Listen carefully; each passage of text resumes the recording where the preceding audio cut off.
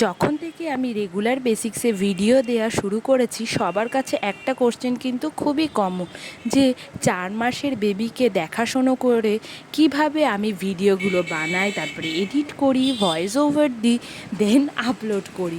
তাই আজকে একটা লং টাইম ভিডিও তোমাদের জন্য আপলোড করলাম। আবার অনেকে এরকমও কোশ্চেন করেছে, তুমি কি বেবিকে দেখাশোনা করো না, বেবিকে কি অন্যের হাতে রেখেছো?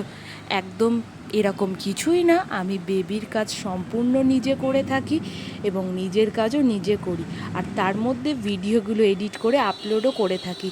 আসলে কিছুই না, ধৈর্য শক্তি আর একটু করার ইচ্ছা থাকলে আমার মনে হয় সব কিছুই করা যায়, আর ঠিকঠাকভাবেই করা যায়। এখানে আমি আমার একটা রেগুলার কাজের একটা ছোট্ট পার্ট তোমাদের সাথে শেয়ার করেছি।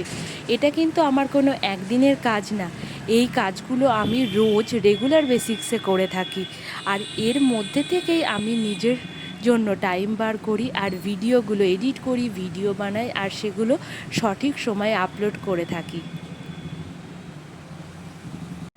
আসলে মূল কথাটা হলো, নিজেকে ভালোবাসতে না জানলে না কাউকেই ভালোবাসা যায় না, আর কাউকে যত্ন করে রাখাও যায় না।